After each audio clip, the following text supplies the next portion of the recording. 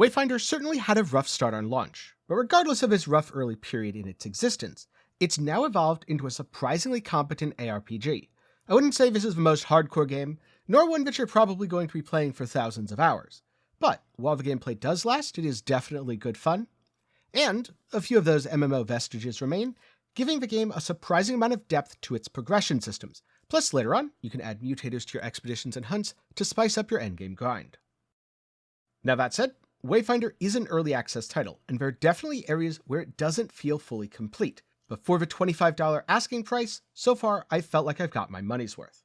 But there is a little bit of a disclaimer that I want to add. Like with all early access games, buy it for what it is right now, not what it may someday be. Don't buy it for what it'll be after the 1.0 update or after 5 years of development. Instead, if you're going to get it, do so for how it is in this video. And so I dove in and started playing Wayfinder. The game is basically split up between doing some quests and then entering instanced dungeons. The quests are out in the open world, you interact with a whole bunch of characters. To be honest, the storytelling didn't really grab me, but the combat absolutely did. Because the first thing that I noticed, and the thing that has stuck with me the most, is just how consistently good combat is. Between the bright numbers, simple combos, and flashy abilities that you can use as soon as they come off of cooldown, it's fun to fight even the most trivial of enemies. This gives me the same sort of ARPG vibes as I got from Torchlight. It's welcoming, it's cozy, you don't have to be a hardcore ARPG player to enjoy this, and I'm sure this is the sort of game where it's great fun to kick back on the couch, get some buddies together, and just grind out dungeons. Though don't get complacent because you can raise the difficulty, and oh boy, it gets quite difficult. You'll absolutely have to move out of all those red circles. You might even want to grab a shield and start blocking some stuff, or play Wingrave, the tank character. In terms of a story, honestly, I can't tell you too much about it. I did a bunch of quests in the open world, killed some monsters, did some world events, noticed that one of the vestiges of the MMO design is that there are timed events out in the world. Actually, surprisingly, these feel pretty nice. You never have to do them. And so, as a result, it's a fun surprise rather than I have to wait another 15 minutes before this event spawns. You know, the usual pain when it comes to MMO events. But for a TLDR and requests, you talk to someone in town, they tell you to go do something, ultimately this leads to a dungeon, you clear the dungeon, then you fight a boss, get a new Wayfinder, rinse and repeat until you defeat the final boss, at which point you're at endgame. Now all you gotta do, raise that difficulty, grind out everything, and enjoy the absolute wealth of endgame ARPG systems, all of which have stats, and all of which can be min-maxed. So, here are the characters that you can play. Note, I am missing one of them unfortunately, but I'm sure I'll get him soon. I decided to start as Wingrave, which turns out was pretty darn fun. He's a tank/support. He has some shields, he can taunt stuff, his ult makes him invulnerable along with anyone else inside the bubble, and he has a lot of really nice self-healing that makes him very, very easy to play. He starts with a sword and shield, but honestly you can use any weapon you want. Personally, I'm pretty darn partial to big old axes. Then you have Nis. She fills the classic rogue archetype. She has a lot of mobility and honestly is really fun to play, but I have found that she's just a little bit squishy, so you're definitely going to have to dodge out of those circles. Her ultimate is Gloom Shroud, which lets her shadow step constantly, allowing you to have even more mobility. Then there's Silo. Initially, he's kind of intended to be a grenadier bomber/gun character. I haven't enjoyed the guns much, so I haven't used Silo too much. Though that said, his oil bomb and all of his explosives look pretty cool for AoE damage, so I should try him out with some different weapon combinations. Honestly, kind of thinking of sticking something like dual daggers or maybe even sword and shield on him. His ultimate is he sends out a little drone that blasts enemies, and who doesn't want to rain a whole bunch of orbital strikes down on their enemies? Next you have Kairos. I can't really say much about him from a gameplay perspective since I haven't unlocked him yet, but he seems to be a Reaper or possibly even dot build, where you drain essence from enemies to do more damage. And it looks like his ult is exactly that, do way more damage. Looking forward to unlocking him and seeing how he actually plays. Then you have Senja, the Gladiator. So far she's my second favorite. You can literally beat your enemies to death with your bare fists, or, if you want, use the ultimate, rile up the crowd, and gain absolutely massive bonuses. This is fun, although admittedly, riling up a crowd in hectic combat can be a little bit awkward. Then there's Venomous, another damage over time character.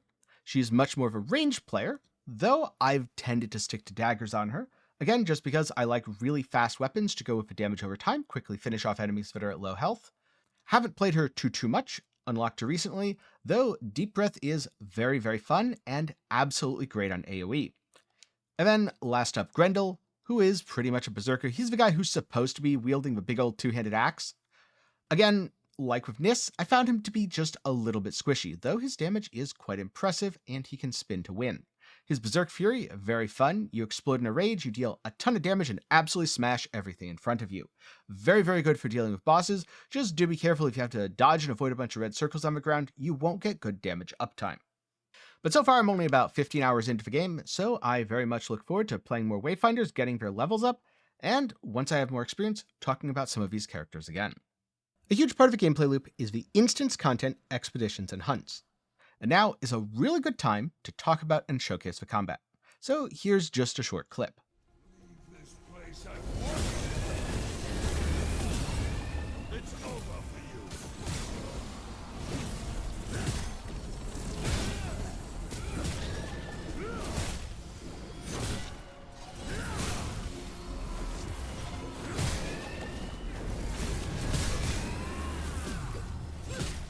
You won't get judgment is flawed.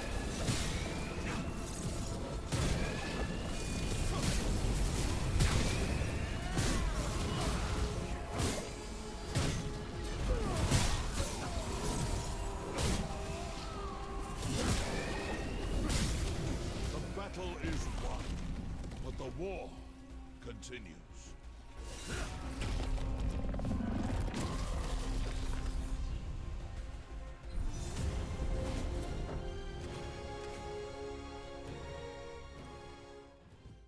Overall, it's pretty simple.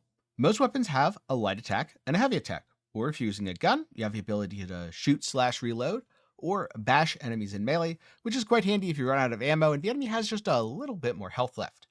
After that, you end up unlocking up to 4 character abilities. This scales with your levels, so higher level, more abilities, lower level, less abilities.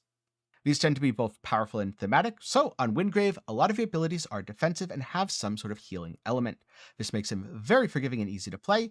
If you're new, you're like, I don't know, I'm not too good at these games, I want an easy time, absolutely check out Windgrave. And then last up, your weapon ability. Weapon abilities vary quite a lot. For example, on this shield, you get to actually throw it, Captain America style, and obliterate a whole bunch of enemies. On the axe, your weapon ability is a massive overhead slam that does absurd damage. I've been hitting for 5,000 or 6,000, and I'm pretty sure I'm going to start hitting for 10,000 soon. The combat's simple enough that you can kind of get away with hitting buttons for the first few levels, long enough to actually learn what works, what doesn't, and how your abilities function. Then, after that, it all comes together pretty nicely. Overall, I found the game to be quite easy on normal difficulty, but raising the difficulty up to challenging, it was, well, challenging. I started dying here and there. And I realized that standing in all the circles, even as a tank character, isn't the best idea. Plus, there's a ton of room for me to min-max. I haven't even started Character Ascensions, which is the endgame activity that, in exchange for grinding up a whole bunch of rare resources, allows you even more character power. Speaking of, there's a lot of systems to progress in Wayfinder. This is where the MMO roots are really showing. And if you want a game that doesn't have much grinding, well, this might turn you off from it. But if you're an ARPG player who's like, no, give me all the enemies and all the grind, oh boy, will you have a lot of grind. And I have to say, so far the grind's been pretty fun. Up here, you have your armor set. Armor's pretty simple. Each armor comes from a series, and it gives you fixed bonuses. So maybe here, I want to put on the Luminary Gloves for more weapon power and magic defense. And maybe I want these shoulders for weapon power and physical defense, or maybe I prefer the break power and max health from my current gear. The stats here are not random, and you basically just have to collect all the sets to get all the stats. You know what? Ability power crit, I like that. I'm going to put it on. Also, these bonuses are percent based, so the better your base stats, the more effective each armor piece will be. Next up, you have artifacts. These are pretty much mix and match. Higher level artifacts have better stats.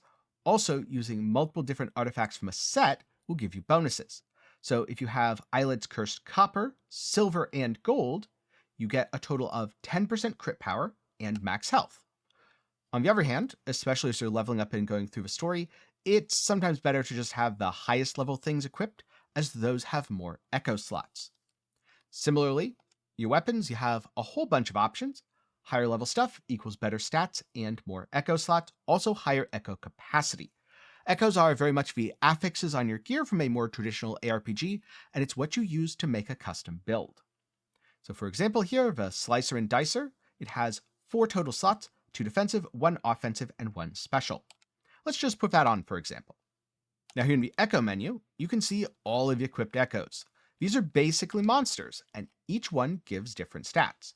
So the Archon Echo increases resilience and magic defense.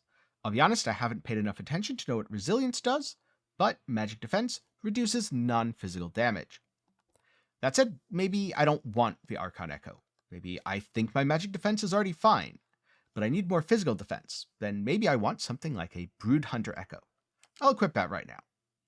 As you can see, 40 out of a 216 capacity on the Slicer and Dicer is now used.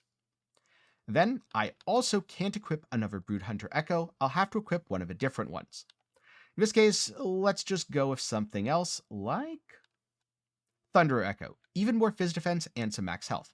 So far I found that Phys Defense is a little bit more useful than Magical Defense, but also stacking a good bit of things like Weapon Power and Ability Power, really, really nice. If you defeat bosses, you get Boss Echoes. These have really cool special abilities. For example, the Argent Hand, triggered by using your weapon ability, it creates a bomb that just explodes and deals a whole bunch of damage. Since this scales with ability power, you should very much use it if you're going to be investing into ability power. Your Wayfinder, weapon, and artifacts all have echo slots, and as they scale up in level, they get more slots. Then the second character customization, abilities. As you level up, you get points. You assign these points to unlock abilities or enhance them for additional bonuses. So far I've been kind of taking level 1 and 2 in a lot of things rather than going all the way up to level 3. This lets me do things like have increased damage reduction from my Righteous Strike and deal additional damage with my Radiant Pulse. Luckily, you can just respec at any time, so if you don't like what your choices are, just try something else or maybe even play a different Wayfinder. Then there are affinities. Affinities increase your stats. You have Instinct, Discipline, and Focus. This is yet another min-max system that really starts to take hold as you get into the endgame, and oh boy, does it get expensive. Luckily, you'll find plenty of spare weapons which you can sell to vendors and use those funds to increase your affinities. The more of these you have, the stronger you get, because again, these give stat bonuses. And then last up, you have Talents, which offer even more bonuses. Like I said, this is where the game's MMO roots really start to show because there's a lot of systems, and with the success of Path of Exile, everyone's got to have their own PoE-style skill tree. I really need to get over to Grim Devotion so that my weapon power gains a massive bonus based on my max health. I probably should have gone here a little bit more directly. But also, over here, there's a pretty cool talent called Unstoppable. That little combo bonus you might have seen earlier in combat for hitting things consecutively, yep, that makes this even better. And so those are the basics of gameplay and character building in Wayfinder Echoes. At this point, I'm approaching level 30, and I've defeated several of the major story bosses. But so far, it feels like there's a lot of content still left to explore. And I feel like I've barely scratched the surface of the game's progression systems, so I don't really feel like I'm super qualified to talk about the endgame yet. What I will say is, there is some cool stuff. For example, I mentioned earlier that there are the expeditions, think of these as dungeons or maps, and then hunts. The hunts are where you kill a specific boss. You can also enhance these with mutators. Mutators cause a whole bunch of different effects. So for example, if you use gloom mutators, there's all sorts of shadowy enemies everywhere. They explode when they die, and you have to cleanse them if you want to progress and not be slowed constantly. Or if you don't want to be slowed, but you do want to be poisoned, then maybe add some nature mutators. This will add poison enemies throughout the level, cause enemies to explode leaving poison clouds when they die, and generally be annoying. Or you could go with the greed modifier. It puts gold everywhere, and yes, you can pick it up, but the more gold you pick up, the more damage you take. So balance that greed carefully, because otherwise you might die. Or at the very least, clear out most of the enemies, and then backtrack, grab all the gold, and hope you can make it out in time. Personally, I like this system because it seems like the more mutators I add, the more rewarding things get. Thus, the increased risk is balanced by increased reward. And so, what's my verdict for Wayfinder Echoes? So far, I've actually been having a lot of fun.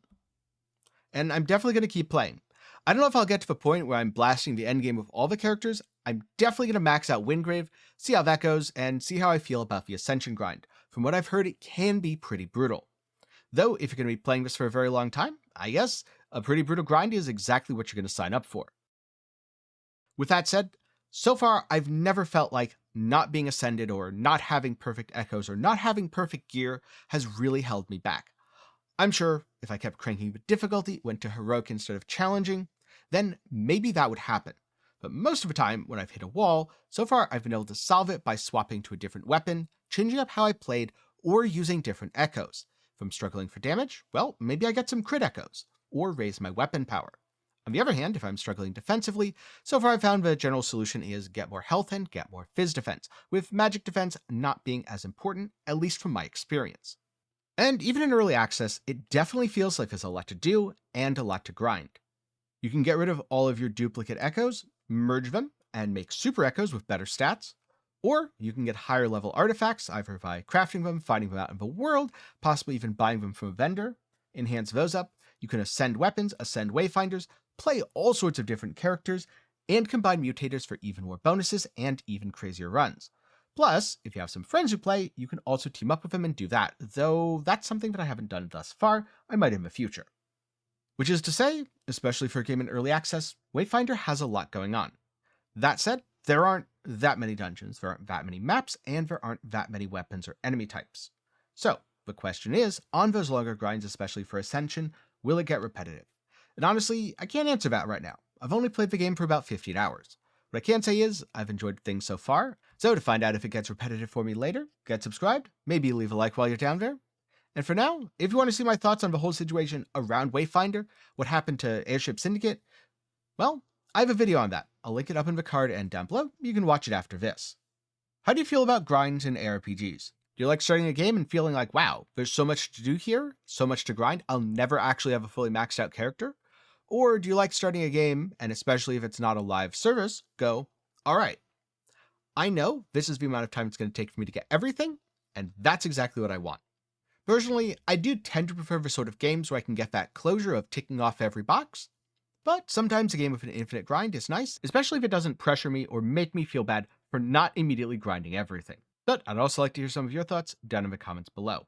Now before I go, a special thanks to my patrons and channel members for continued support.